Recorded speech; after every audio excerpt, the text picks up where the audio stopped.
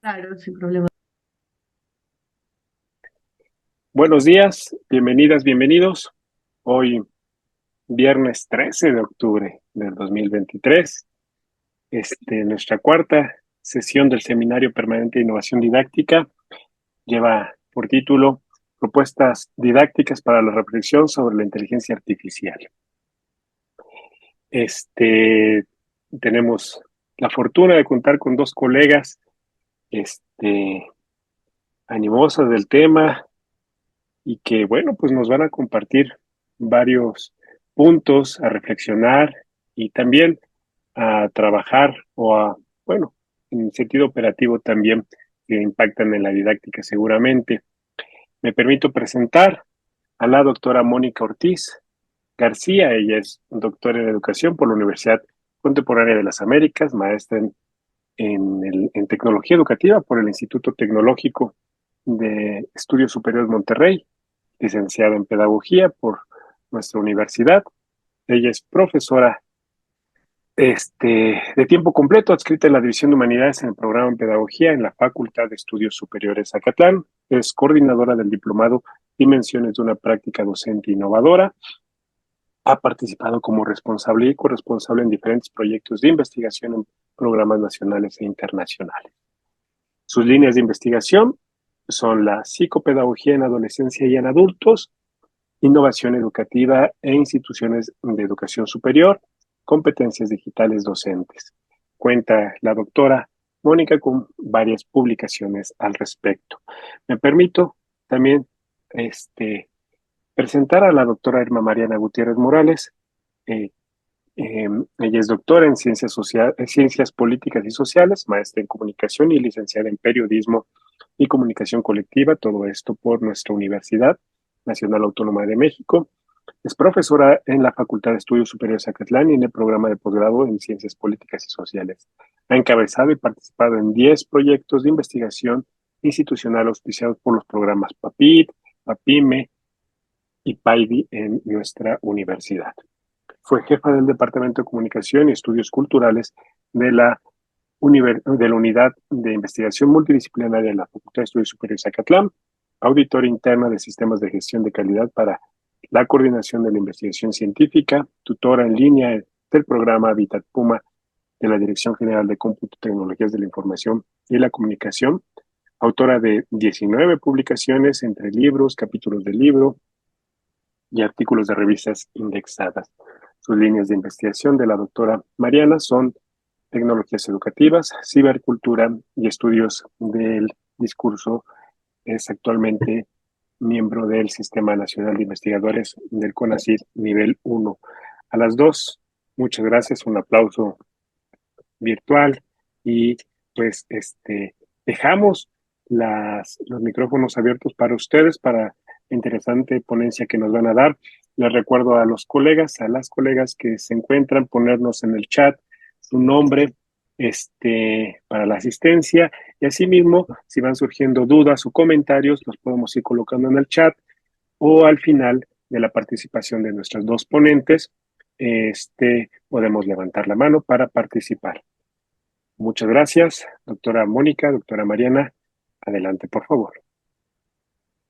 Gracias, buenos días a todos. Es un gusto compartir con este público tan maravilloso y de colegas y amigos de la facultad.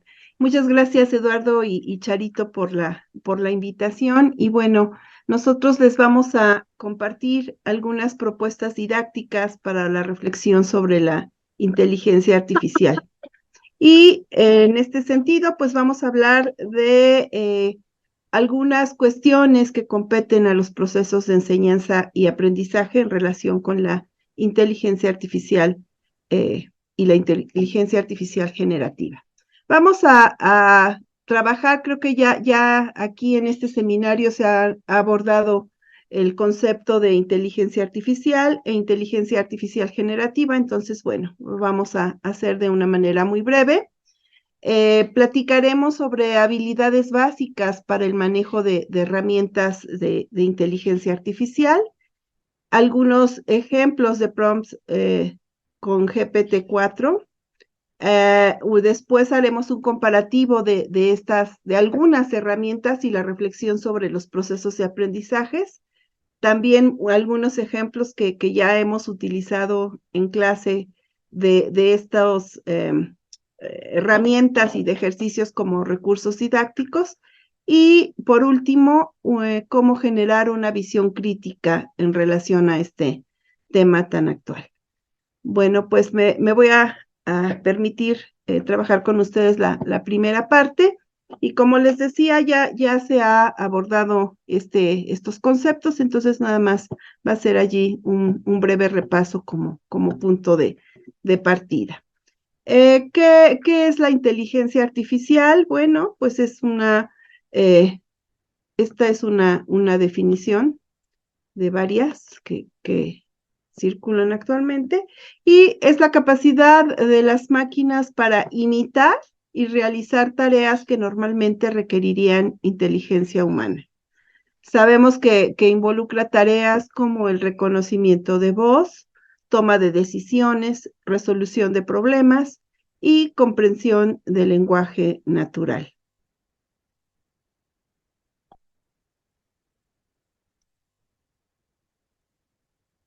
Ujú. La inteligencia artificial generativa es también un tipo de inteligencia artificial capaz de generar información nueva en distintos formatos que son indistinguibles de los creados por seres humanos. Utiliza modelos capaces de aprender y replicar patrones existentes en grandes conjuntos de datos y simula la inteligencia humana al ir más allá de tareas específicas, enfocándose en el razonamiento y la resolución de problemas. Y aquí es el campo que nos toca en cuanto a la didáctica. ¿Cómo la vamos a utilizar para estos procesos de enseñanza y también de aprendizaje? ¿Qué oportunidades y retos nos ofrecen? Y también una reflexión para el uso ético y eficiente. Debemos ahí entender sus limitaciones y sesgos. Ajá. Y bueno, la primera parte, vamos a ver qué habilidades básicas se requieren para el manejo de herramientas de esta inteligencia artificial generativa. Estas habilidades básicas las estamos enfocando tanto para docentes como para los alumnos en espacios de aprendizaje. Y aquí se las voy a ir describiendo. Tenemos primero, pues, es necesario tener conocimiento fundamentado de lo que es la inteligencia artificial generativa. Esto incluye el comprender los conceptos básicos, el funcionamiento de los modelos de lenguaje, redes neuronales y generación de texto para comprender alcances y limitaciones de estas herramientas. Y también aquí vamos a diferenciar como niveles de competencia de estas habilidades en cuanto a alumnos y a profesores. O sea, se requieren en ambos, pero vamos a ver que hay muchas diferencias. Tenemos, por supuesto, ya otros autores, sobre todo Cabero, al que acudimos y aludimos bastante, es la competencia tecnológica. Aquí se requiere pues el uso de herramientas tecnológicas, software, plataformas de inteligencia artificial generativa, la capacidad de utilizar interfaces de programación de aplicaciones o software de generación de texto.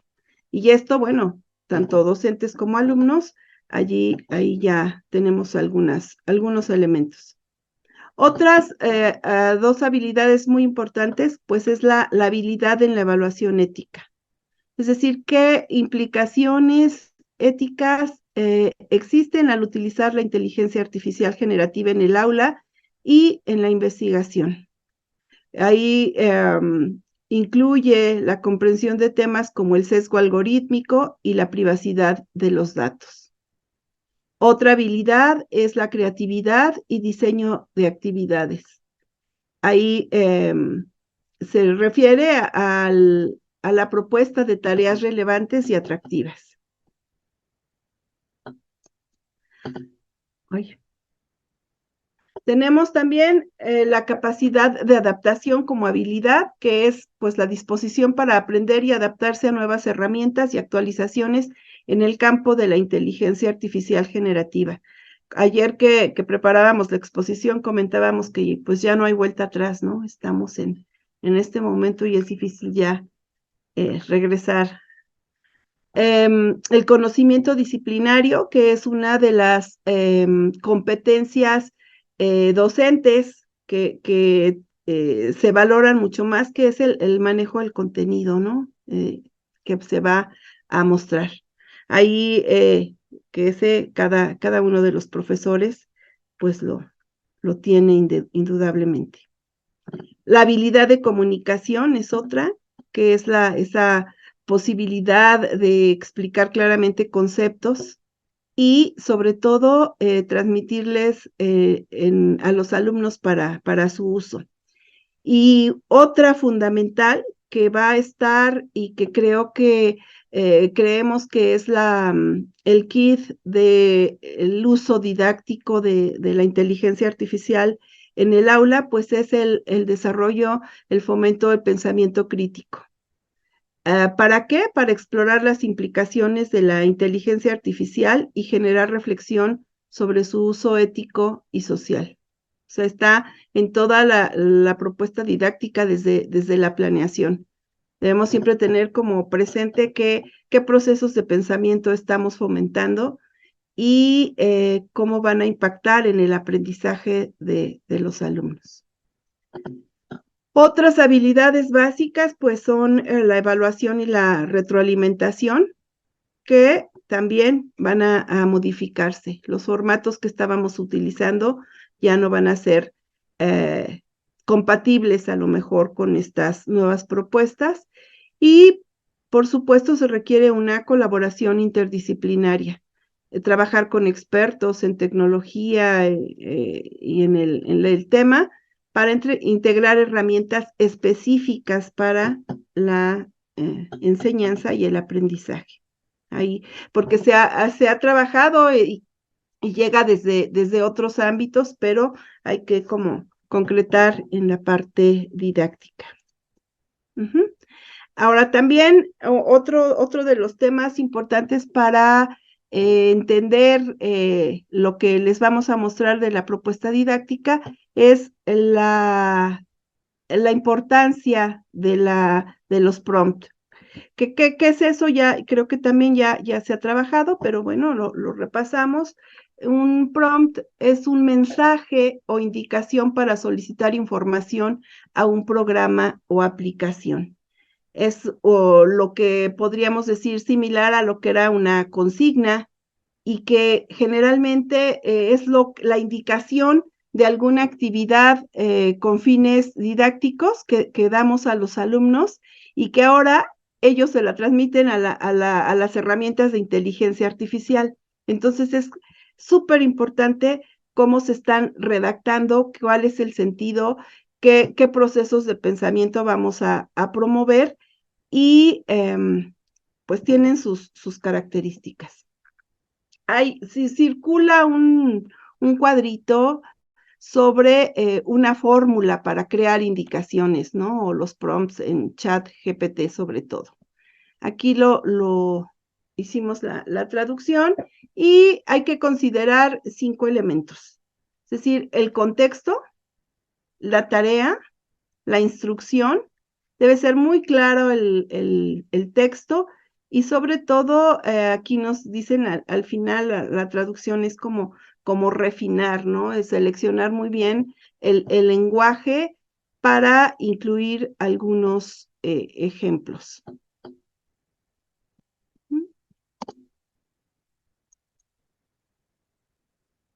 Ahí está.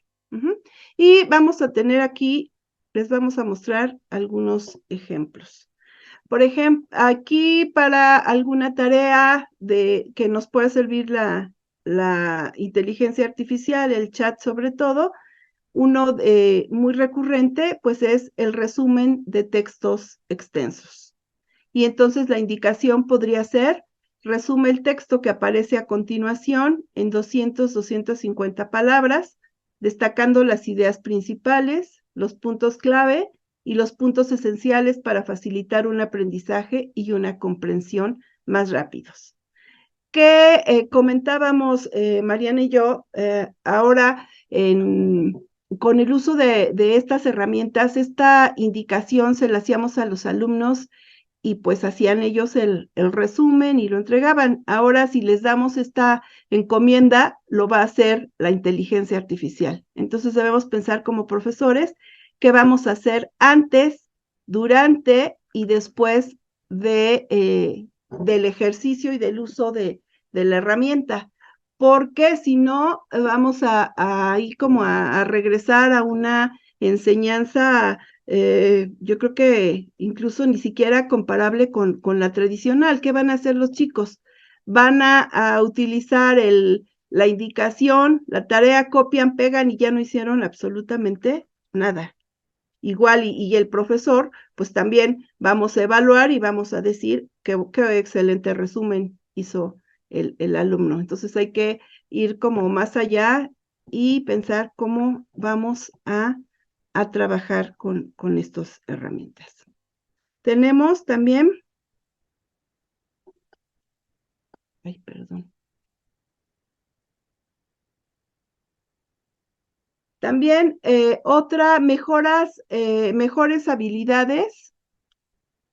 Mejora tus habilidades de escritura recibiendo comentarios. Sería otra indicación. Le agradecería que revisara el escrito anterior, corrigiera cualquier error gramatical u ortográfico y aportara sugerencias que mejoren la calidad general del escrito. Que ahí también podríamos pensar cómo utilizar esta consigna, este prompt, a lo mejor primero que los chicos elaboraran un escrito y luego la herramienta lo revisara. Pero bueno, allí implica una planeación totalmente diferente o a la inversa, ¿no? De lo que estamos haciendo. Por ejemplo, también recibir resúmenes de libros. Por ejemplo, señale las ideas clave de la estructura de las revoluciones científicas de Thomas Kuhn en un resumen completo, pero fácil de leer. Y esto lo hicimos, pero bueno, nosotros teníamos el antecedente de haber leído el libro, el texto, y pudimos evaluar lo que hace la inteligencia artificial, y la verdad, pues sí, resulta como interesante. Entonces habría que ver cómo se plantea a los alumnos y les voy a compartir lo que nos contestó la inteligencia artificial en este ejercicio y nos contesta. En la estructura de las revoluciones científicas, Kuhn propone que la ciencia no progresa de manera lineal, sino a través de revoluciones científicas.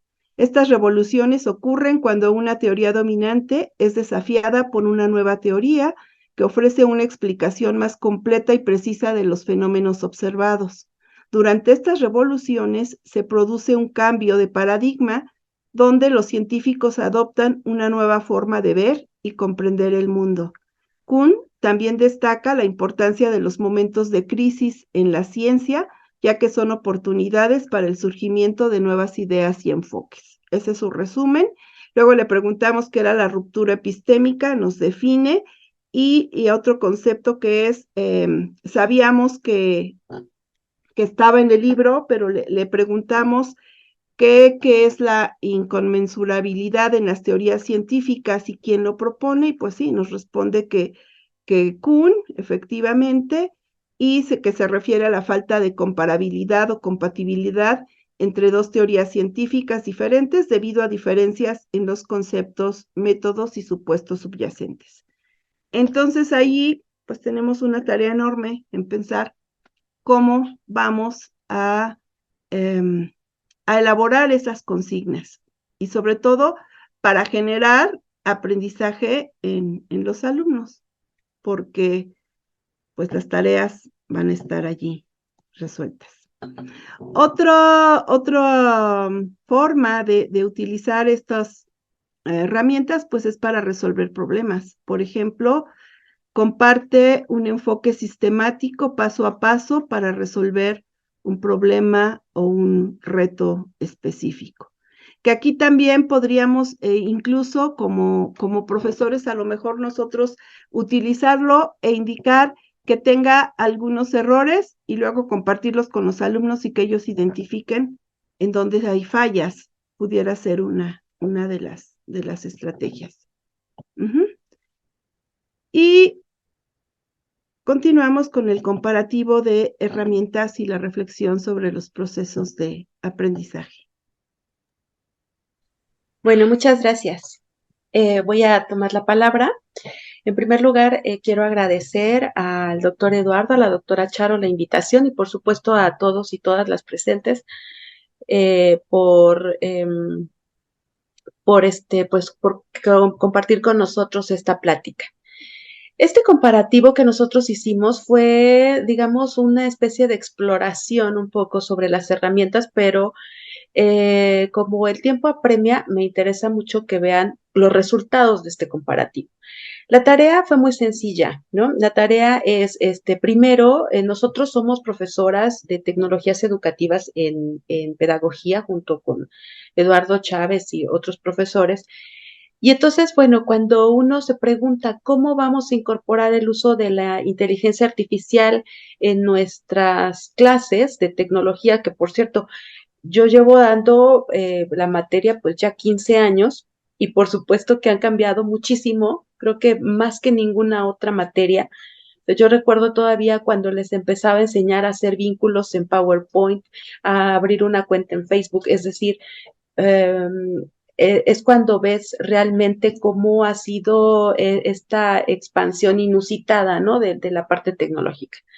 Pero bueno, entonces iniciamos con esto porque queríamos obtener a partir de este comparativo a lo mejor algunas ideas, ¿no? Para un uso didáctico y sobre todo para fomentar la reflexión y el uso crítico de la inteligencia artificial generativa. Bueno, entonces la indicación fue esta, primero utilizando un método entre comillas tradicional, que era buscar información en las fuentes que ellos ya manejan, ¿no? Que son Google o textos electrónicos o libros impresos, etcétera, sobre un tema. Sí les di la posibilidad de que eligieran el tema de las modalidades educativas y ahorita van a ver un poco los resultados. Que elaboraran ya sea un resumen, una infografía, una presentación o un cuestionario utilizando las herramientas que ellos manejan muy bien, ¿no? Que es el Office, Canva, Geniali, Powtoon, Kahoot, etcétera. Bueno, he de decirles aquí un breve comentario. Canva ya lanzó su plataforma con inteligencia artificial.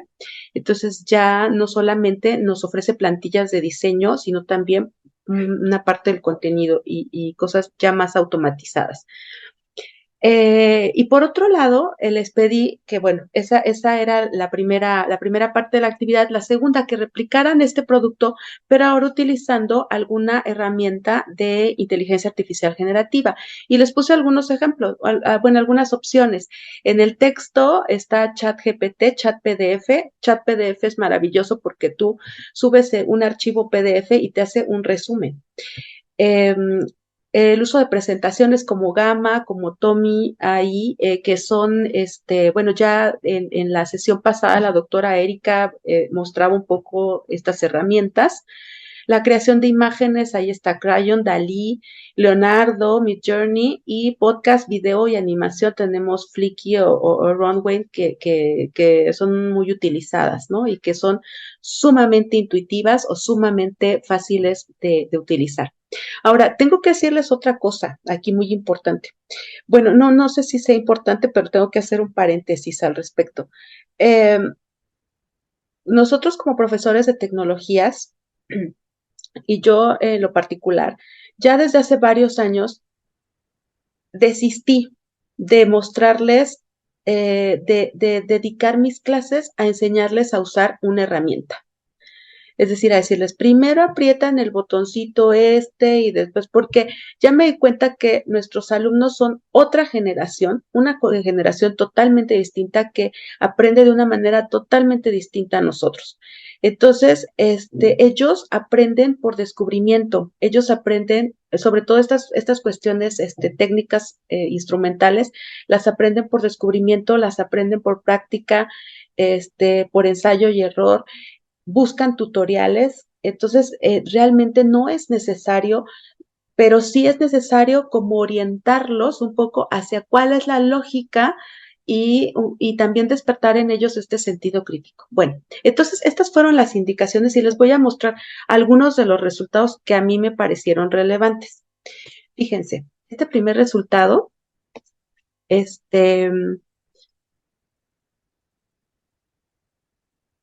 bueno, antes de mostrarles los resultados, vemos que, bueno, no, sí, la siguiente. A mí me interesaba que no solamente hicieran los productos, sino que hicieran un texto donde hablaran acerca de esta comparación, que ellos mismos reflexionaran, ¿no? En términos de la precisión y la confiabilidad de la información, la relevancia y el contexto, la velocidad de obtención de información. Por supuesto, yo después me di a la tarea de hacer digamos, un conteo, porque todos pusieron cuántas horas se tardaron haciéndolo de la manera tradicional, aproximadamente 4 horas 20 minutos, eso fue lo que me salió, y haciéndolo con IA no pasaban de los 3 minutos, ¿no? Para hacer el mismo producto. Las limitaciones y los sesgos, la ética y el plagio y los procesos de aprendizaje. ¿Qué es lo que obtuve así en términos generales?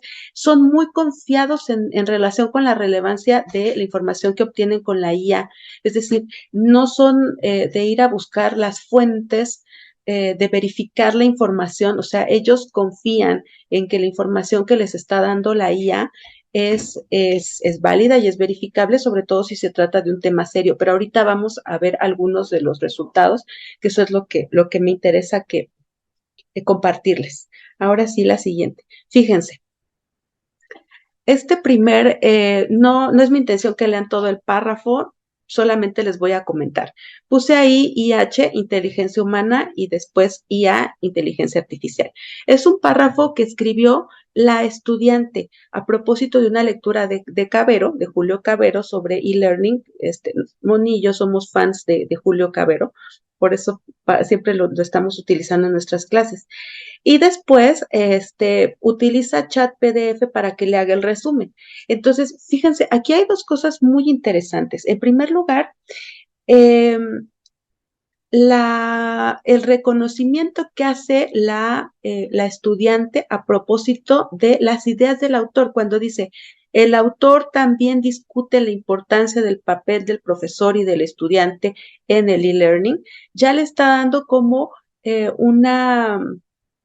está validando, ¿no? Ya está adjudicándole al autor, aunque en este caso no lo menciona, pero ya está diciendo de quién es la idea. Y y en el caso de la inteligencia artificial, simplemente te resume la idea, ¿no? O sea, el texto como tal. Otra cosa importante que me pareció, en la lectura, Julio Cavero hace una distinción entre el nuevo rol del docente y el nuevo rol del estudiante. Y curiosamente, en el resumen que hace la alumna, retoma el rol del estudiante. Dice, si el estudiante no modifica el papel tradicional de receptor pasivo en la información y se convierte en un receptor activo y consciente de la misma, la acción educativa fracasará. Y la inteligencia artificial en ningún momento habla del rol del estudiante y habla del rol del profesor, ¿no? La función del profesor como transmisor de información pasará a desempeñar otras más significativas como la de diseñador de situaciones mediadas de aprendizaje. Es decir, vean cómo hay diferente selección de puntos importantes. La siguiente, ahora, las fuentes de consulta. En el trabajo tradicional, aquí los alumnos hicieron muy bonitos, pegados con ahora que están de moda sus chinches en el tablero, las fuentes de donde sacaron la información para hacer su presentación y cuando utilizaron Gamma, estas fueron las referencias que les lanzó el programa. Yo me di a la tarea de buscar estas tres fuentes de información y de ellas solamente pude encontrar la segunda. La primera y la tercera no dudo que existan, pero no tenemos nosotros a lo mejor acceso por nuestra región, porque son de paga, porque, o sea, una serie de situaciones ahí, y realmente, pues, eso no me permite a mí validar la información. Eh, Esto es importante, ¿no? Buscar si efectivamente las fuentes son existentes o no lo son, porque puede ocurrir lo de Borges, ¿no? Que Borges decía, te hablaba de un libro que existía en tal página y realmente no existía, ¿no? Pero bueno, esas son licencias literarias, pero aquí estamos hablando de trabajo académico. La siguiente, por favor. Esta en particular me encantó. Miren, les voy a explicar. La primera, la imagen más grande que tienen a la izquierda de su pantalla es una infografía que hacen los estudiantes sobre el Día de Muertos. Vean cómo la imagen de referencia es lo que nosotros como mexicanos conocemos como una ofrenda tradicional en todos los sentidos, además muy bonita. Y después ellos colocan un texto.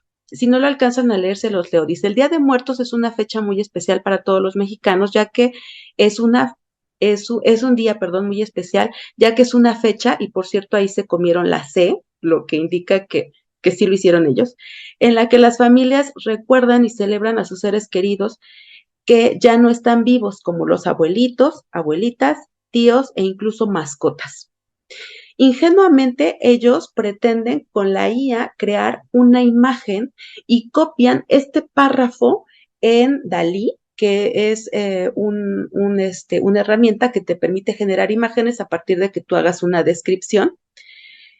Y las fotos que le arrojan fueron estas dos primeras, las de los perritos y la de las señoras, que no tienen absolutamente nada que ver con el Día de Muertos. Ellos mismos dicen, no nos arrojaban cosas sin sentido, que no tenían que ver con el Día de Muertos, que a lo mejor lo tuvimos que haber escrito en inglés.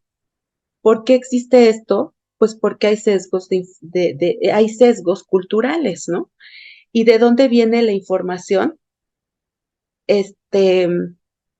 Pues la información que viene de la IA es de las grandes potencias y nosotros, nuestra cultura, etcétera, pues no hay como tanta información. Vean cómo no todo es tan, digo, ellos lo hicieron muy ingenuamente, debieron de haber hecho una mejor descripción, pero vean el siguiente ejemplo. Exactamente abajo dice pan de muerto, explican qué es el pan de muerto y la imagen que tenemos, lo de los huesitos, la imagen que tenemos es el pan de muerto que nosotros como mexicanos comemos y comeremos muy pronto porque ya se acerca la fecha. Y después vean la imagen del pan de muerto que les arrojó la inteligencia artificial. Es una imagen muy hollywoodense de la muerte. La calaca, etcétera, que no tienen nada que ver con nuestro tradicional pan de muerto. Esto me encantó porque ahí vemos algunos sesgos culturales cuando utilizamos la inteligencia artificial. Bueno, la siguiente. Después, algunas otras decidieron decantarse por hacer un dibujo. Y vean, el dibujo que está hecho con ellos dice inteligencia, por la alumna, dice inteligencia humana, y ella hace la figura de una niña, ahí una joven, y después sube esto en una herramienta que se llama Leonardo, ¿no? Que mejora los dibujos y demás. Y entonces, vean la imagen más acabada, esta que está color de la inteligencia artificial. En primer lugar, ya no respetó la indumentaria, ya es otra la significación. O sea, si hacemos un análisis semiótico, nos da un significado totalmente diferente al de la primera imagen. La expresión melancólica también cambió. ¿En qué momento el dibujo dice que la niña tiene que ser rubia? ¿O en qué momento dice que tiene que ser una imagen futurista? Por supuesto, esta imagen creada por la inteligencia artificial vende más, ¿no? Pero no necesariamente está replicando, ¿no? El sentido del dibujo.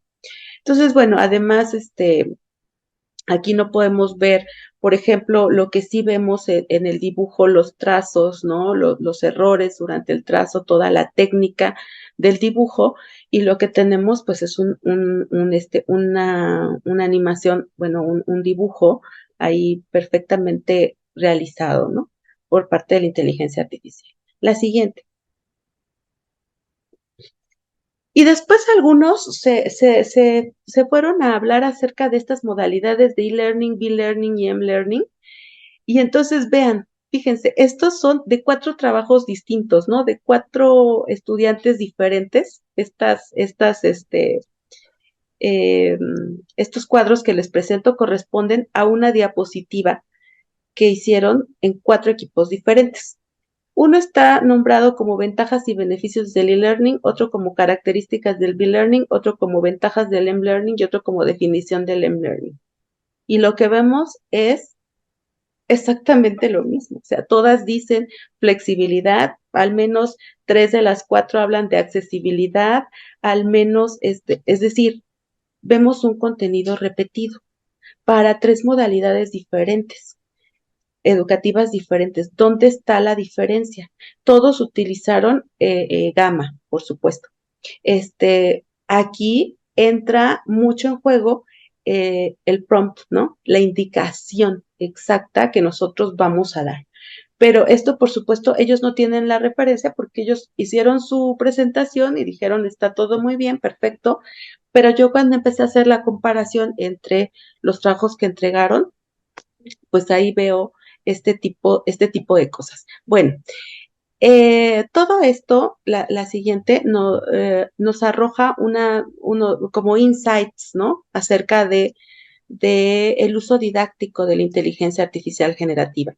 Y en ese sentido, yo iría por 2 aspectos. El primero de ellos es que debemos de dejar de lado el uso de la inteligencia artificial generativa eh, como no, de hecho, ni siquiera pensar en inteligencia artificial generativa. Debemos dejar de lado los productos que nosotros estamos pidiendo a los estudiantes que sean productos reproductivos. Es decir, debemos ya dejar de lado los resúmenes, los ensayos, la memorización, etcétera, porque eso ya no, ya lo puede hacer la inteligencia artificial. Y además los alumnos fueron muy sinceros, ¿no? Dijeron, la verdad es que pues yo no aprendí nada con la inteligencia artificial, pero qué bueno que existe porque eso me da chance para hacer otras tareas más difíciles, ¿no? Que me dejan. Otros, en cambio, dijeron que estaban fascinados porque el autor había utilizado términos muy difíciles y cuando ya utilizaban el chat GPT ya comprendían, ¿no? Entonces se mejoraba su comprensión porque utilizan palabras más claras y además es más sintético. Ayer haciendo el ejercicio de la inconmensurabilidad que yo le decía a Moni, yo la verdad nunca he entendido en ese de las revoluciones científicas a qué se refiere con la inconmensurabilidad y que después retoman otros filósofos, ¿no? Y entonces, y nos lo explicó en 2 líneas, 3 líneas, y ya nos quedó mucho más claro, ¿no? Entonces, eh, bueno, entonces, en ese sentido, la inteligencia artificial no debe ser usada como producto final, sino como un instrumento. Y aquí les vamos a poner 2 ejemplos. El primero de ellos tiene que ver con simulación de encuestas con chatbots. Aquí lo que el objetivo dice es que los estudiantes comprendan cómo se utilizan estas inteligencias en investigaciones sociales o en encuestas. Ahora tenemos una gran ventaja porque el uso del lenguaje natural, por ejemplo, para hacer si ustedes han entrado, no sé, a algún WhatsApp, ¿no? Que utilice chatbot y tú te pregunta, le contestas y parece que estás hablando con una persona, pero en realidad es un robot. Eso mismo pueden hacer los estudiantes, ¿no? Programar su propia conversación de chatbot gracias a instrumentos como, hay una de Microsoft Bot Framework, se llama, que ya utiliza lenguaje natural, que ya no es necesario el lenguaje de programación. Lo digo para los que estudian ciencias sociales. Y podemos crear nuestro propio chatbot, ¿no? Después hacemos las pruebas y demás y lanzamos nuestra encuesta. Y lo que va a ser interesante es justamente cómo agilizamos la encuesta o qué diferencias percibimos entre una creada por inteligencia artificial y otra, y como lo hacíamos nosotros tradicionalmente. También está el Dialogflow, este es de Google. Y bueno, pues si son de ciencias exactas, pues, pues los lenguajes estos de Python, de Java, que ellos manejan muy bien y después incluso utilizarlas para hacer toda la parte de la sistematización de las estadísticas, ¿no?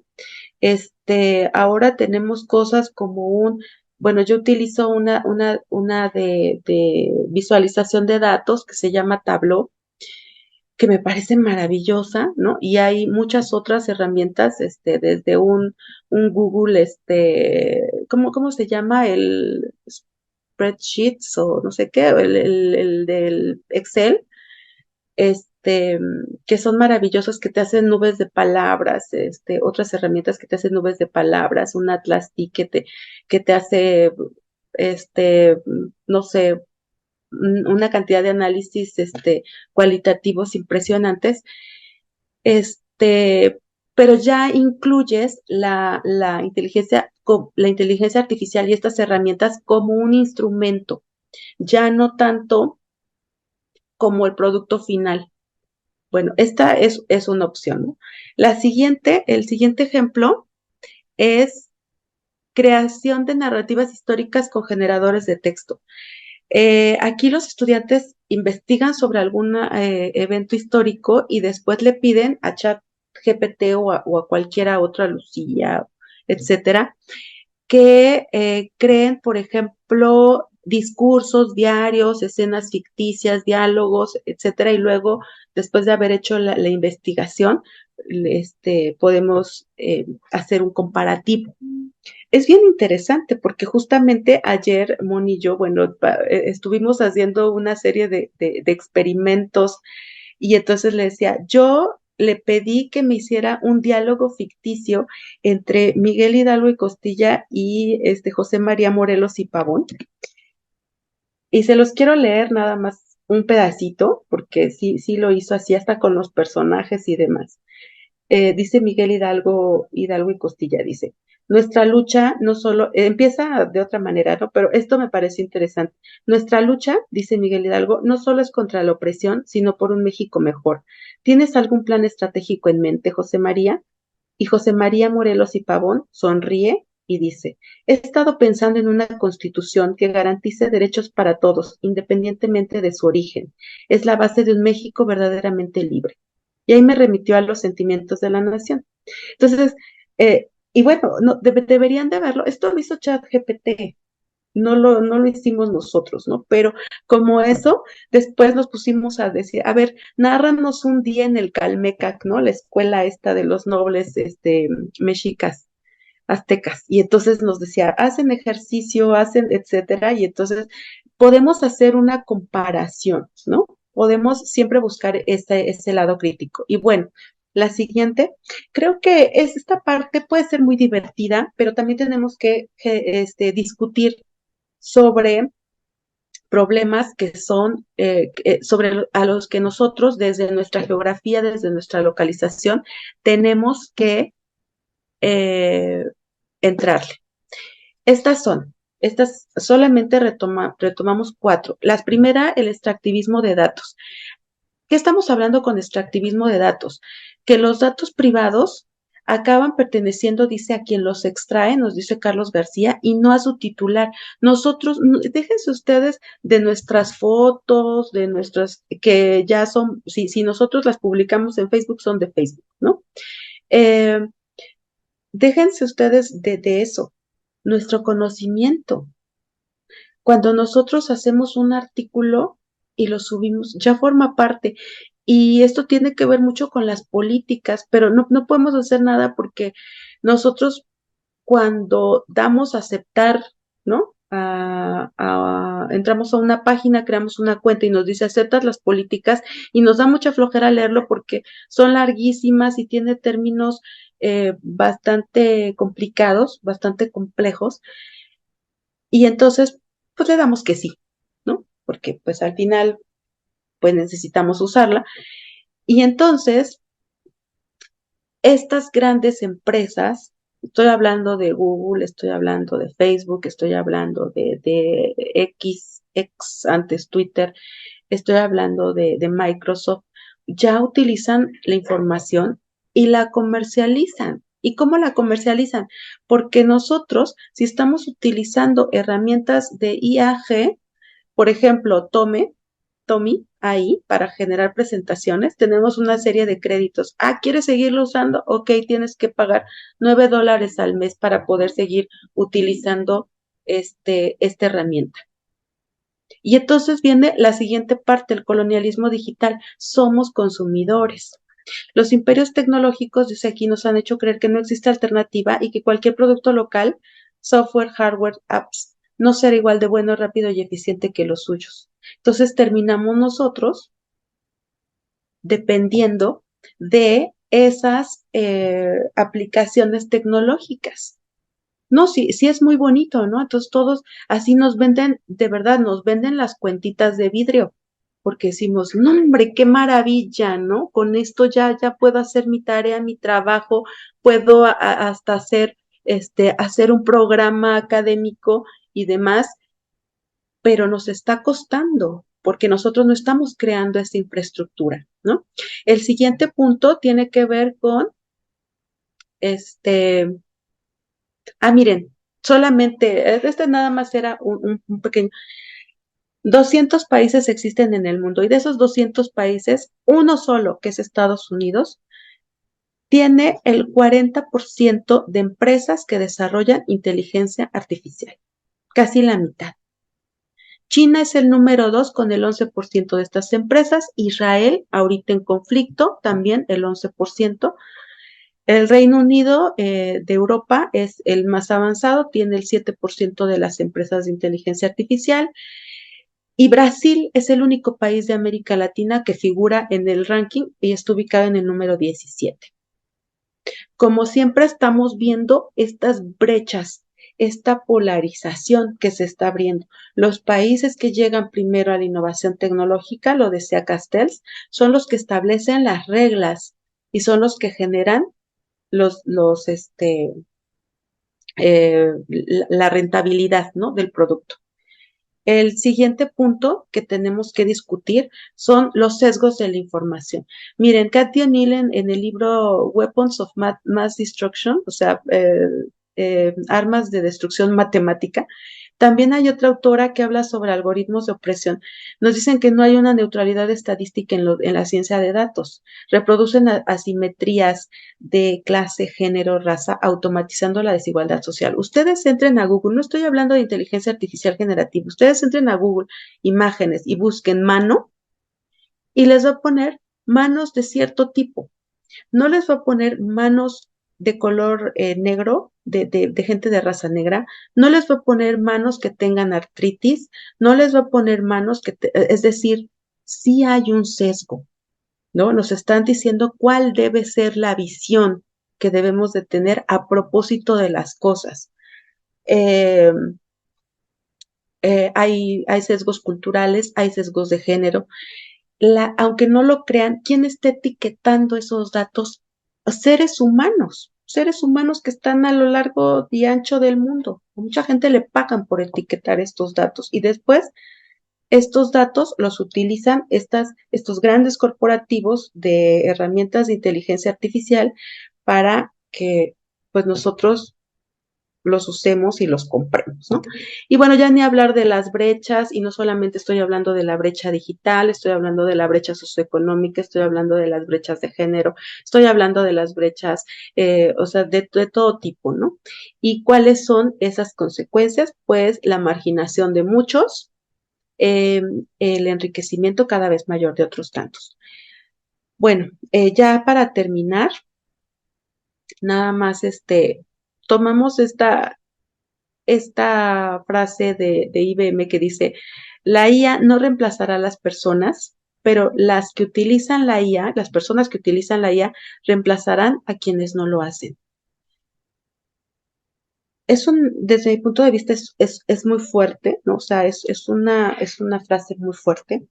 Y yo solamente quisiera también terminar diciéndoles, eh, no sé si ustedes entran como en la misma zozobra que yo cuando dicen, no acabo de aprender a usar Genially y ya me sacaron como 50 herramientas de inteligencia artificial generativa y dice uno, y tienes que aprender a utilizarlas si no puedo utilizar ni siquiera mi plataforma SEA, ¿no? O el Zoom.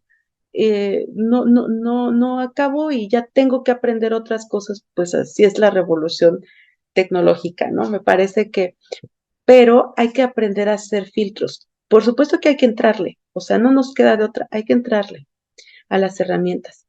Pero tenemos la gran ventaja, y eso es lo que tenemos que tratar de fomentar en nuestros estudiantes, de tener esta visión crítica y además de tener bases didácticas para saber utilizarla mejor.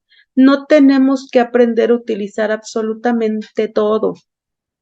Sería imposible, humanamente imposible.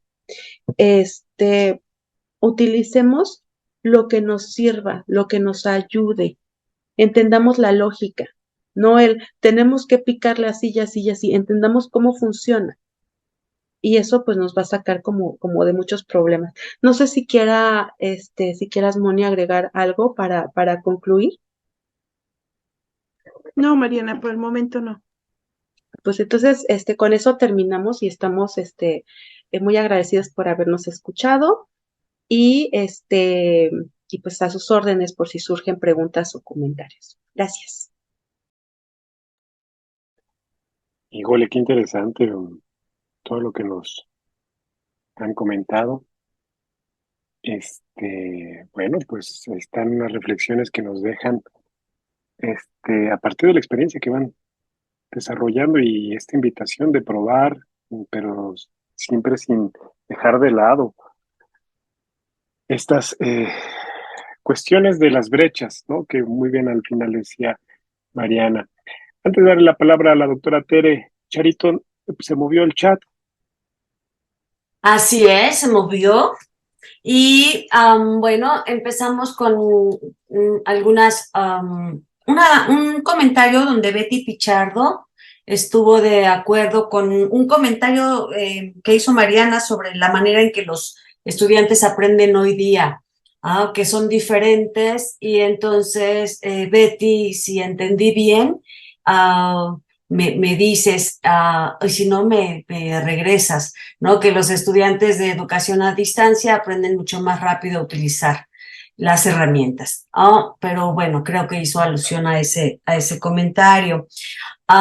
Después, Tania comenta sobre las herramientas, que ella es profesora en línea y que estas habilidades, pues sí, definitivamente están identificadas por los docentes, pero que pueden acabar en plagio, ¿no?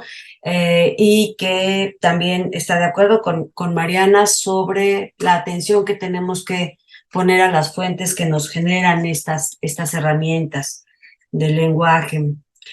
Después, más abajito, Fabi comenta la bondad que tienen las herramientas de inteligencia artificial sobre el diseño, que es el área en la que ella se maneja, pero defiende o sostiene que la creatividad y la narrativa siempre serán aspectos fundamentales y humanos que pues van a rebasar que nunca van a ser rebasados, ¿no? Por la inteligencia artificial. El doctor Pineda coincide con Mariana que las herramientas deben ser medios para alcanzar los objetivos de aprendizaje, que habrá que integrarlos a nuestras prácticas docentes, y comenta algo sobre los recursos tecnológicos que se usan en docencia que no son reconocidos como producción académica de acuerdo a criterios de CONACYT. Betty Pichardo platica sobre los mapas de Google, hace un comentario sobre los mapas de manera particular sobre los Google Maps, que, bueno, las diferencias entre uno y el otro y que pueden ser algunas, en el caso de OpenStreetMap, que puede ser un mapa donde se apliquen realidades al ser ubicadas en un mapa, ¿no? Claudia les agradece su participación. Ruth de la Rosa dice, de acuerdo con las ponentes, hay que actualizarse constantemente en el uso de la tecnología y promover el pensamiento crítico va a ser básico para el uso de las inteligencias. Y Tere, si quieres ahorita te damos el micrófono para que hagas tu aportación de manera personal y yo lo libero, ¿no? Y dice, Rubén también nos pregunta que si ya se dieron cuenta que tenemos un Zoom, en Zoom un asistente de inteligencia artificial en la parte de abajo. Bueno, ahorita Tere, adelante y ahorita jugamos con ese botoncito, Rubén. Gracias. Muchas gracias, Charito. Buenos días a todos. Mira, a Mariana quería preguntarte, con base en tu experiencia, en un curso de GAPA que tuvimos, nos decían los maestros que los alumnos se enojan si les pides que expongan lo que investigaron en el tema que les hayas dicho, ¿no? Si lo pones a exponer o alguno, y te acusan de violencia psicológica, ¿no? Porque les pides eso, que me parece muy grave que la misma institución lo respalda. Dice, tú ya perdiste de entrada, ¿no? Sin embargo, yo creo que ante la situación esta de que están haciendo los documentos, pues la mejor manera es de que así te aseguras que lo leen, por lo menos, ¿no? Que lo expongan, que lo hagan suyo, pero ¿cómo poder conjugar incluso con los mismos dirigentes de la institución, ¿no? Que les dan el respaldo a los alumnos, cuando a mí me parece eso muy grave, porque realmente yo creo que el conocimiento, hasta que ya lo digieren y lo pueden exponer, es cuando de veras lo aprenden. De otra manera, nada más es información que nunca leen, que es la verdad, porque todos sabemos que copian y pegan. Y ahora ya no necesitan ni copiar ni pegar, porque la misma inteligencia artificial ya te da el PDF, ya te da el resumen. O sea, ¿cómo hacer eso? Porque como maestros yo creo que tenemos que buscar precisamente esa fuerza para que la gente haga las cosas, use su creatividad, que vea que es mejor ser ellos. Porque realmente, mira, yo con mis alumnos, cuando ellos se dan cuenta de todo lo que logran, se les ilumina la cara. Porque le digo, no estás dejando tus cosas a una máquina, eres tú. Y cuesta muchísimo trabajo, hacerles cambiar eso, pero a mí sí me preocupa que las mismas autoridades respeten eso y te digan, ya perdiste, ¿no? Porque sí vimos una gran decepción de los maestros y que pues bueno, incluso a algunos les afecta emocionalmente de una manera muy drástica, que estábamos pensando incluso hacer un curso de GAPA sobre eso, ¿no? Pero sí me gustaría conocer tu opinión, porque te has enfocado mucho a esto. Gracias.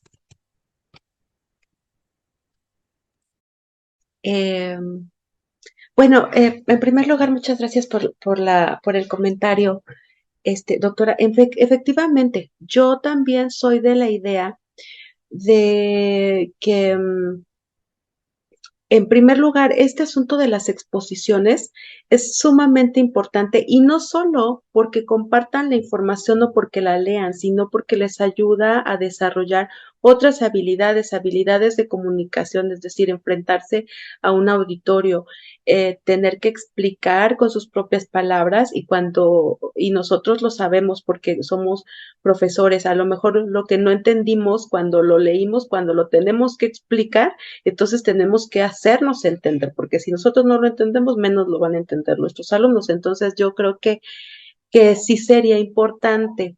Ahora, esto de la violencia, no sé a qué se refieren, no sé si se refieran a que hay alumnos que estás vulnerando como su personalidad, ¿no? Que son muy retraídos y que entonces los estás obligando a hablar cuando no quieren hablar y demás.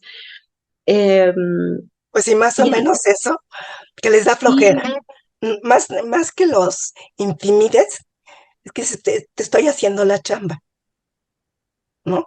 sí, y es que Porque tú eres el que efectivamente, debes de exponer, no yo. Pero si tú expones, ya sabemos, porque vivimos en la pandemia, dejan el retrato y se van, ¿no? Entonces, si es algo que tenemos que pensar, porque ahorita que está la crisis de la FES, que estamos volviendo al Zoom otra vez, pues tenemos que pensar en esto, sí, claro. pero No, y como maestros, unirnos, ¿no? además, en términos generales, yo diría, hoy en día tenemos que consultarle a los alumnos si están de acuerdo con muchas cosas, ¿no? O sea, porque ellos quieren clases dinámicas, quieren, o sea, si exigen ya más, más cosas, ¿no? Antes el profesor, pues era como él decía y punto, se acabó y nadie lo cuestionaba. Y entonces, bueno, esa es una cuestión de que tenemos que aprender a negociar, a buscar esos consensos, eh, sin, eh, ¿cómo podré decir? Eh, sin sonar amenazantes, sino tratando de hacerles ver cuál es el sentido de una exposición y tampoco es satanizar la IA porque de verdad hace cosas fabulosas que una mente humana no podría hacer. Es decir, revisar miles de fuentes en unos segundos, eh, eso sería imposible para nosotros.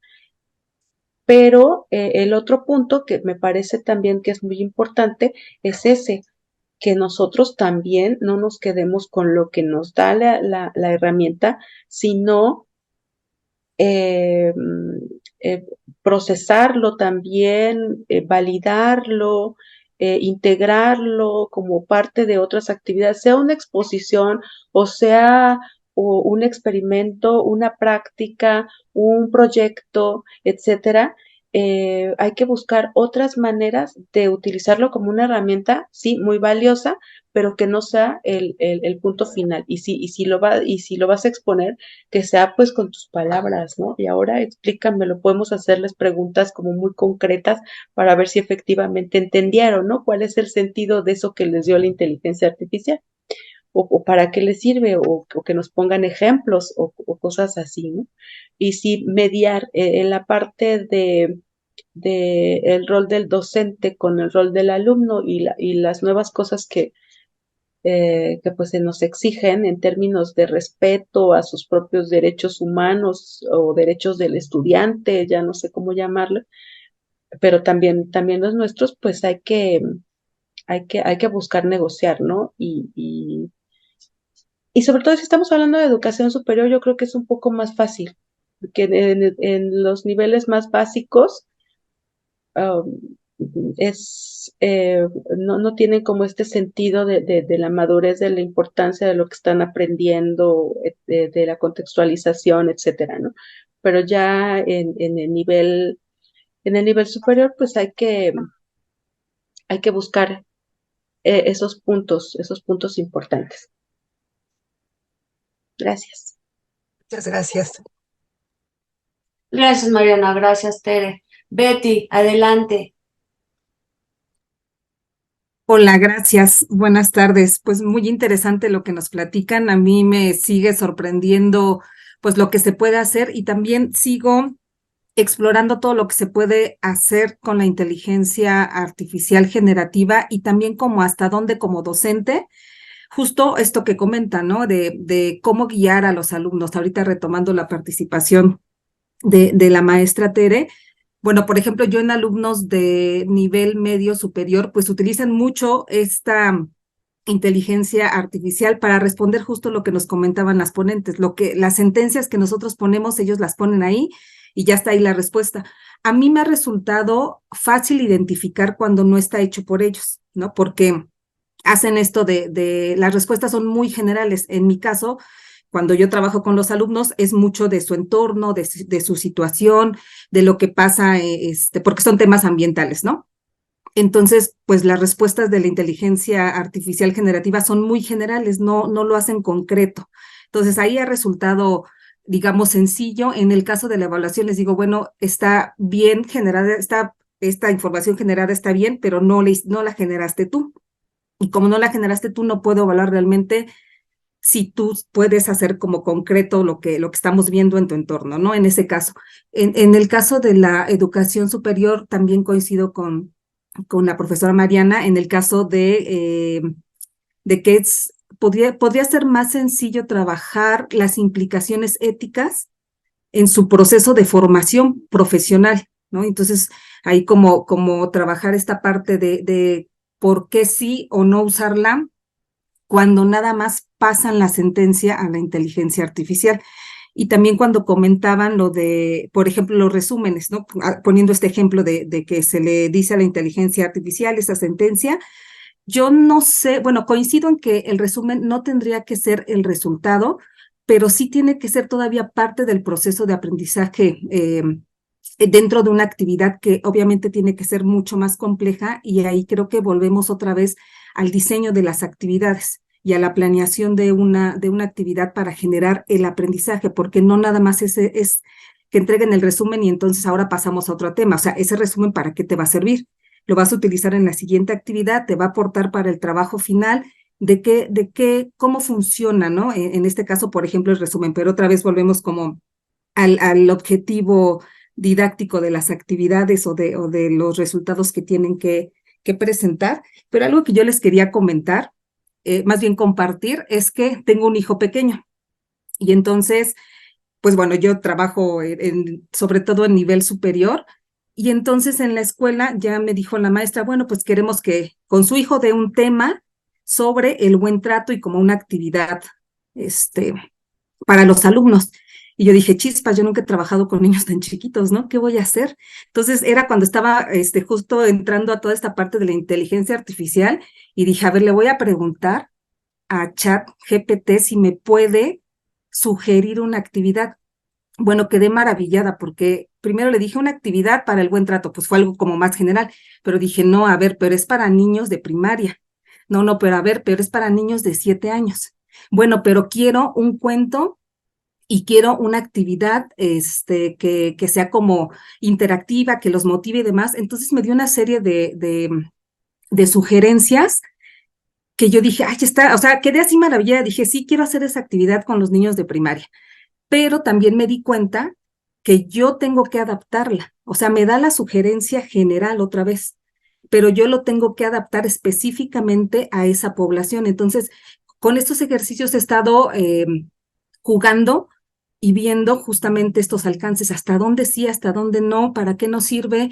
En nivel superior doy también este tema de los problemas ambientales y conflictos socioambientales, y entonces también haciendo estos ejercicios con el chat GPT, le dije, a ver, diséñame una actividad que sea como tipo laberinto, ¿no? En donde el alumno tenga que ir tomando decisiones y que sea interactivo. Va a ser el problema, y bueno, ya le puse ahí como lo que quería que hiciera, y por ejemplo fue bien interesante, ¿no? Empieza así de, a ver, tú eres vives cercano a un bosque, en el bosque están sucediendo estas cosas y tienes el poder de decidir. ¿Qué haces? ¿Hablas con la comunidad sobre el problema ambiental? ¿Haces una manifestación o vas con el gobierno? Y ya si te eligió uno, si te eligió la primera o la que cuando vas con el gobierno, entonces te pone otra situación. Y bueno, entonces ahí, ¿qué harías? ¿Un escrito o harías no sé qué y no sé qué? Entonces te vas dando como todo esto, como todas estas posibilidades, y yo dije, bueno, eso está bien, Ya nada más a mí me tocaría ponerlo en alguna herramienta, un video, un Genial o alguna cosa así, ver la forma de cómo platicárselo a los alumnos, pero en estas pruebas que he estado haciendo, porque todas han sido pruebas, por ejemplo, a mí me han gustado porque voy viendo como hasta dónde sí, hasta dónde no, qué va a pasar cuando los alumnos la usen, porque además cuando la usen puedo saber un poquito y ya he estado viendo cómo la presentan. Y entonces, bueno, creo que eso es lo que les quería comentar y pues muchas gracias por lo que nos presentan porque pues bueno, yo sigo aprendiendo y de verdad gracias. Gracias a ti, Betty. Qué rica conversación, ¿verdad? Se genera en nuestro seminario. Sí, muchísimas gracias. Sí. Un poco comentando lo que platicaron Moni y Mariana al inicio, pues vamos a tener que pedir productos distintos, ¿no? Para poder seguir aprendiendo. Mariana, Moni, no sé si quieren hacer alguna aportación a las ideas de Betty o le damos la palabra a David. Continuamos. Adelante, David. Y muchas gracias. Disculpa que no encienda la cámara, pero quién sabe qué tiene este aparato que dice que no registra ninguna cámara. ¿Será que estoy tan feo que por eso decir mejor ni lo pasamos? Buenos días, tardes a Te todos. ves mejor ahí con tu jugo, mira, Sí, hasta se nos antoja. no les convido. Tiene, como decían allá en el rancho, tiene chingre, ¿ah? Sí, tiene su aportación. Yo lo que quiero decir es lo siguiente. Recuerdo que cuando era niño, y bueno, mis hermanos también cuando eran niños, nos dejaba la profesora o el profesor en primaria o en secundaria ir a buscar información. En ese tiempo solo existían las bibliotecas. Y bueno, en zonas populares habían bibliotecas que no sé quién las ponía, supongo que la SEP. Yo recuerdo que a 2 cuadras de mi casa había una biblioteca en un edificio y iba uno y tenía su sala de lectura, consultaba y demás. A veces te prestaban los libros con cierto procedimiento. ¿Qué hacía uno? Buscaba la información, la repetías en tu cuaderno, se la llevabas al profesor, ¿verdad? Te ponía palomita o abejita o algo así, y ahí se acaba el asunto. También recuerdo que cuando inició el Internet, ¿no? Y estas, no sé si se llaman plataformas de información, eh, los alumnos les pedía a uno que buscaran información, ellos iban a Internet, buscaban la información, como decía Tere, la cortaban, la pegaban y nos la entregaban como trabajo. Si era un resumen, pues daba lo mismo, así era una reflexión, etcétera, ellos entregaban lo que habían copiado. ¿Qué hacía? ¿Cuál fue la reacción? Recuerdo de los profesores en ese tiempo, unos les prohibieron consultar en internet, a fuerza tenía que ser en biblioteca y en libro, ¿no? Yo no sé cómo le harían para estarlos vigilando, ¿verdad? Si lo hacían o no, no recuerdo eso. Segundo, otros los dejaban buscar, pero terrible, una cosa terrible. Pero ahora, ya que lo trajiste a la clase, ahora pásalo a mano, porque yo creo que cuando se pasa a mano es cuando la gente aprende, ¿no? No sé, digo, yo no sé, habría que ver si hay estudios sobre esto, pero pues a mí se me hacía pues bastante irrisorio. Tercero, otros ni se fijaban, ¿no? Ya entrégalo de tomo y lo voy a calificar, ahí se pasa, te pongo palomita y se acabó el asunto. Hoy, pues con estas ayudas que hay, de todos modos hacen lo mismo, buscan la información.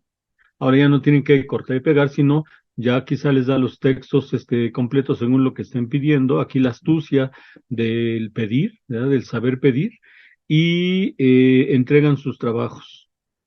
Pero siguen reproduciendo en el ejemplo 1, en el 2 y ahora en el 3, se sigue reproduciendo información. Creo yo que el problema, y ahora me recuerdo una plática que tuvimos con Manuel Martín Serrano hace muchos años, que es un teórico de la comunicación, hablando precisamente de cuestiones educativas, decía que la percepción de los jóvenes ante la televisión y los medios, pues es muy dispersa. La atención está dividida y la memoria es sumamente reducida. Que lo que habría que pensar es que si hay dispersión, pues entonces hay que buscar integración.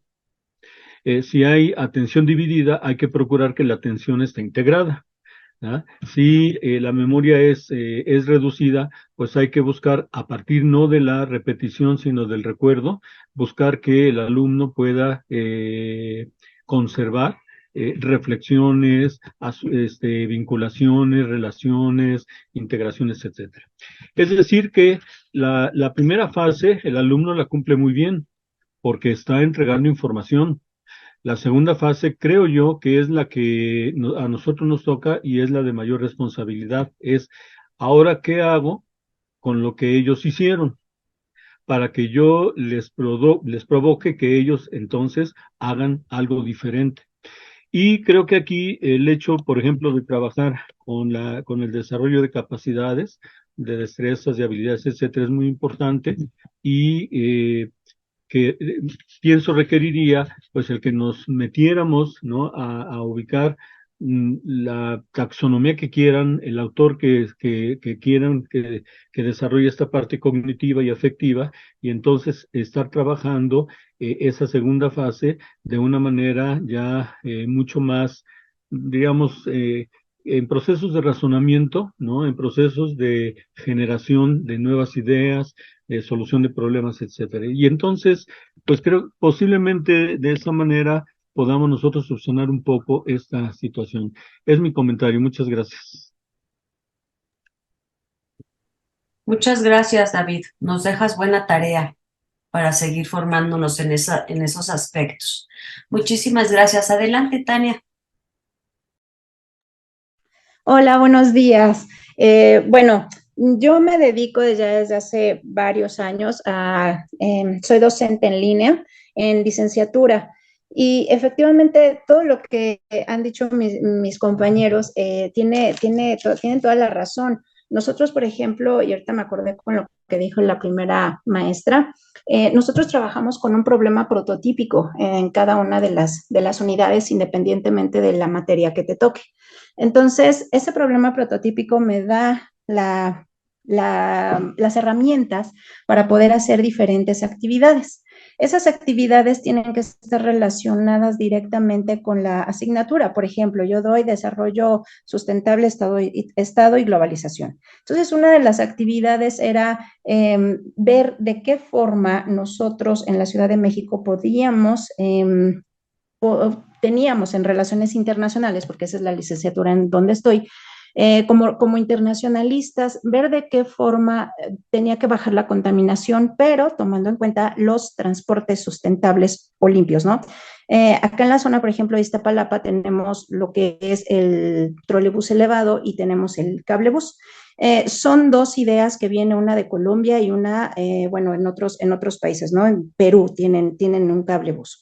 Entonces yo le decía a mis alumnos, es que ustedes tienen que ver, como bien decía la maestra, el entorno en el que vives, el entorno en el que estás, para poder hacer un análisis, ¿no? No te sirve de nada nada más la inteligencia artificial, ¿no? Para poder ver en otros lugares lo que hacen, etcétera, etcétera, sino tú tienes que analizarlo desde aquí, desde donde tú estás viviendo. Entonces, como bien decimos, pues los alumnos ellos saben así, manejan perfectamente bien la inteligencia artificial, pero yo me tengo que fijar en el problema prototípico, en el análisis que ellos hacen, porque no nada más es copiar y pegar, sino ver en el entorno en el que viven, y eso obviamente a nosotros como docentes no es que me cueste más trabajo, sino tengo que poner más atención en esta parte de qué fuentes utilizan, como bien decía la ponente, si esas fuentes existen, de dónde son, porque también tienen que utilizar fuentes externas, o sea, donde igual tal vez yo no las veo, tal vez se la inventaron, pero tengo que poner mucha atención en eso. Y una parte importante de lo que acaba de decir el profesor, la escritura, la redacción, yo sé que no es de ellos, o sea, yo sé que tengo que poner mucha atención en cómo escriben, en qué hacen, en cómo lo analizan, porque eso es una parte importante que yo me tengo que dar cuenta, ¿no? Entonces, si es un trabajo pesado, es un trabajo que me lleva tiempo, pero sí tengo que decirle al alumno, esto no es tuyo, o sea, identifico completamente aquí, esta parte no es tuya, y todo se debe a que nosotros tenemos un foro en donde ellos hacen, platican, digamos, con sus compañeros, y entonces ahí me doy cuenta si sí realmente hicieron su trabajo o nada más es un copia y pega de la misma inteligencia artificial, que siento que también hay unas cosas increíbles porque también doy la materia de Big Data y pues ahí tengo que hacer otro tipo de cosas y tengo que enseñarles las habilidades, lo bonito que es la inteligencia artificial, para qué me sirve, hacer esos ejemplos como nos dijo la ponente al principio, ¿no? De decirles, a ver, investigate cómo, o hacer un ejercicio, en mi caso, por ejemplo, les he dicho, a ver, con la inteligencia artificial, diseñame un prototipo de una app para que sea más ágil, ¿no? Por ejemplo, el tránsito en la Ciudad de México. Pues ya existe el Google, el Waze, o sea, el Google Maps y el Waze. No, invéntate una para tu zona, así de tu colonia. Entonces, todo ese tipo de cosas, pues sí nos sirven, pero tenemos que poner mucha atención en lo que es básico, como decía el profesor, o sea, el escribir, el hacer resúmenes, todo eso todavía tenemos que estarlo haciendo porque si no, no nos damos cuenta que el alumno sí está trabajando y sí está aprendiendo. Muchas gracias.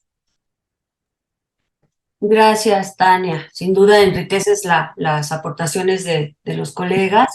Y bueno, no quiero dejar pasar, Mariana nos puso en el chat un listado de detectores, de herramientas para detectar inteligencia artificial, por si después le quieren echar un ojito. Adelante, Moni. Sí, gracias. Pues totalmente de acuerdo con lo que comentan en el chat y sobre todo a propósito del comentario del doctor Pineda que dice que hay que enfatizar el proceso y el énfasis en el proceso y en el logro cognitivo. Ayer comentábamos, al estar preparando la presentación, Mariana y yo, sobre cómo se está viendo esto como una amenaza, ¿no? Y no como una oportunidad. Ahorita, a partir de sus comentarios, yo recordaba un texto que tal vez conozcan de Humberto Eco, que lleva como título En tiempos de Internet, ¿para qué sirve el profesor, ¿no? Y ahora podemos hacer la misma pregunta en tiempos de la inteligencia artificial, ¿para qué sirve el profesor? Sin embargo, creo que hay que regresar, pareciera, comentábamos ayer que más que en el plano de la didáctica, pareciera una involución, regresando a lo que es la didáctica tradicional en el sentido de que era memorizar, repetir, copiar y pegar, y que ahora justamente con una consigna el alumno hace, ya ni siquiera está leyendo ni analizando, ni mucho menos, pero se nos ocurría que justamente poniendo énfasis en esos procesos de pensamiento podemos trabajar a la inversa. Justo se propone la consigna, se lleva el producto a clase y a partir de allí está la labor del profesor. ¿Qué queremos que haga con esa información el alumno? Que repita, que analice, que sintetice, que compare, que establezca relaciones, que se fomente el pensamiento deductivo hasta llegar al pensamiento crítico y que además es una ayuda formidable, porque vean, por ejemplo, esos diálogos como los que mostró Mariana o lo que hacíamos con los colegios estos de aztecas, a partir de eso se pueden hacer muchas actividades y actividades colaborativas, pero sí definitivamente como docentes tenemos que ir más allá, poner énfasis en esas consignas y en qué se va a hacer después con esos productos, porque si lo dejamos así, nos van a sorprender. Me decía un alumno, el último chat GPT, por ejemplo, ya elabora lo que le encomiendes, las actividades, con un nivel altísimo, como un alumno de excelencia de Harvard. Entonces, ante eso, ¿cómo vas a evaluar? Si lo que tú pides es eso, un resumen, y te da el resumen, ni siquiera analizó qué se va a hacer después, ¿no? Cómo se hace la consigna durante y después, y le decía a Mariana, incluso si después quieren hacer el mismo ejercicio con el móvil, pues hasta hay que poner restricciones. Ahora ya sin teléfono vamos a hacer esta parte. Entonces, bueno, creo que por allí está la clave y pues en tiempos de la inteligencia artificial, el profesor todavía tiene muchísimo que hacer. Gracias. Gracias, Moni. Gracias por tu aportación. Sin duda, tenemos mucho que hacer, mucho que aprender, mucho que readaptar, ¿no? Mucho que ahora tenemos que aprender a cómo enseñar con estas nuevas formas de aprender. Y bueno, yo ahí les aviento una preguntita ya para cerrar, ya no está nadie formado, y ya después te regreso el micro, Lalo. ¿Quién tendrá más ventajas sobre la práctica docente? ¿Los profesores que recién se inician o nosotros con el poquito de años que tenemos? ¿A quién nos va a costar más trabajo? ¿Qué opinan?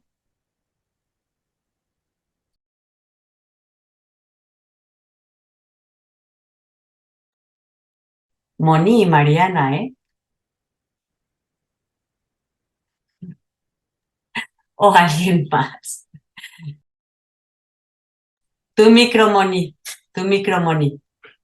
Perdón, Charito, si me repites la pregunta, estaba buscando el artículo y no puse mucha Sí, atención. nada, que bueno, yo pensando en que ahora son nuevas maneras de aprender, yo me preguntaba apenas en estos días que a quién nos va a costar más trabajo nuestras clases a futuro y el futuro en 2 horas, ¿no? Cuando tengamos que dar clase. ¿A quién le va a costar más trabajo adaptarse al uso de estas herramientas? ¿A nosotros, que ya tenemos un ratito al vuelo, o a los profesores que recién se integran al magisterio, ¿no? Quisiera, David. Adelante, David. sí, perdón, es que de aquí a que buscas la mano, es un problema. Pues yo creo que a los viejitos, porque apenas estamos batallando con lo que pasó hace muchos años, ¿no? Y bueno, y algunos están más avanzados, otros menos, pero ustedes pueden escuchar lo que muchos de los profesores ya mayores dicen, es que es muy complicado, es que me cuesta mucho, es que no sé, o sea, seguimos todavía enfrascados en esa situación. Pero también creo que a los jóvenes les va a costar trabajo porque quizá tengan dominio mayor de la tecnología, pues por ser jóvenes, por tener mucha más flexibilidad, etcétera, pero quizá pues tengan que aprender, digamos, como esta parte de experiencia de los docentes, en el sentido de trabajar, ¿no? Con los alumnos, de pedirles, de acompañarlos, etcétera. Hablando de un profesor, digamos, más o menos comprometido, ¿no? No reproductivo. Y pues creo que ambos tendrían que prepararse, no por separado. Yo considero que es muy bueno cuando se vinculan profesores mayores con profesores jóvenes, porque aprenden, pues cada uno del otro en función de sus posibilidades. Muchas gracias. Charito, ahí yo agregaría, a propósito que dice Mariana que nuestro ídolo es Cabero, Julio Cabero, por allí él señala que los profesores para usar la tecnología requieren de 3 principales competencias. Y ahí los que llevamos más tiempo en esto, pues tenemos sin duda la competencia didáctica y la competencia comunicativa y el manejo de los contenidos. A lo mejor los jóvenes, igual que los alumnos, y eso quién sabe, tienen la competencia tecnológica. Entonces yo creo que allí se complementa. Es cuestión como de actitud y hay muchas veces de resistencia al cambio. Pero ¿quién más que conoce los contenidos y ha trabajado durante tanto tiempo en la docencia puede readaptar estas herramientas? Porque son solo herramientas, son una forma diferente de acceder al conocimiento y creo que no es imposible, es un complemento y hay mucho que aportar. Gracias, Moni, Y coincido. yo también, Adelante, Mariana, adelante. yo Y también, luego ya tomas la conversación, Lalo, porfas. yo también coincido, bueno, ya David ya lo dijo todo, creo que podemos aprender. Justamente el asunto más bien está en la actitud. aprender unos de otros. El doctor Raúl Trejo del Arbre es un señor que tendrá, bueno, ni siquiera voy a hablar de su edad, pero evidentemente no es un jovencito, pero les aseguro que sabe más de tecnología que quizás muchos profesores que tienen un dominio instrumental de la tecnología maravilloso. No podemos caer en generalizaciones, ¿no?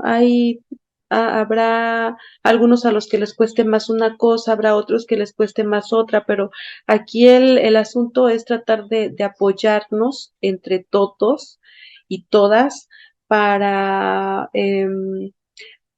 para hacer de la educación, para que la educación siga siendo ese pilar formativo y tener esa importancia dentro de la sociedad, independientemente de que exista la IA generativa o la IA. Es decir, esto va a seguir avanzando.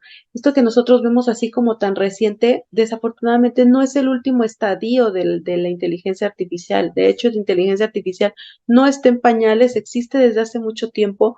Lo que estamos viviendo fue a raíz de que sale ChatGPT en noviembre del año pasado, esto que llamamos inteligencia artificial generativa, pero no es el último estadio, va a seguir evolucionando, van a salir otras cosas, y entonces es una cuestión de actitud, ¿no? De cómo te resistes al cambio o lo incorporas. Y de la misma manera, si solamente quieres utilizar la tecnología para todo o también buscas cuáles son otras maneras de utilizar la tecnología. Yo siempre digo, si se puede hacer mejor, si puedes lograr un buen aprendizaje sin tecnología, no la utilices.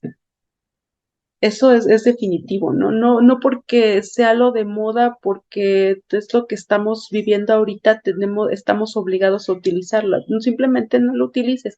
Busca otras maneras en que se pueda aprender. No es como obligatorio, ¿no? Entonces, bueno, por ahí les dejé unas herramientas en el chat para que vean, si los alumnos hicieron su trabajo usando ChatGPT, pero júrenlo que si al final dice, en resumen, entonces utilizaron ChatGPT. Y otra cosa, hay que usarla, porque como decía,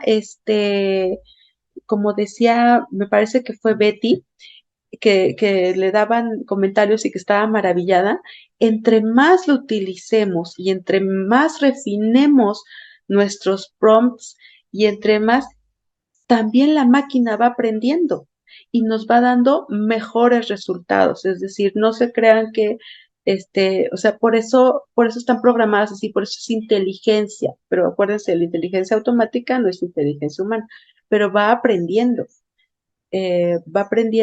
y se va adaptando a lo que tú le vas pidiendo y se va adaptando a tus instrucciones y va mejorando. Ya se dio cuenta que a ti no te gustan ciertas respuestas, entonces te dará otras. Entonces, es importante también que nosotros pues vayamos utilizándolas sin miedo, ¿no? Como dice ella, jugando, ¿no? Me encanta estar jugando y así como Moni y yo que estuvimos jugando ayer y que ya nos ventaneaste, Moni, porque tenemos ya todo el semestre preparando la exposición y ahorita van a decir que somos unas procrastinadoras que un día antes estamos haciendo las cosas, pero bueno, no es cierto, ya teníamos tiempo preparándolo, pero ayer estábamos afinando. Muchas gracias, ya, ese era todo mi comentario. Muchas gracias, Mariana. Don David, levantó su manita. Sí, muchas gracias. No, faltó decirle a Mónica, estábamos en los últimos detalles de la presentación, ¿no? En la revisión final, pero bueno, y así se salva uno. Es solamente una petición para ver si es posible. Estoy revisando el chat, se me hacen aportaciones muy valiosas las que están ahí. No sé si esto pudiera pasarse a un Word y después ya que nos lo pasaran con los comentarios, si es posible. Sí, muchas gracias. Mucho gusto, al cliente lo que pida. Con mucho gusto. Pues les agradecemos muchísimo a todas y a todos.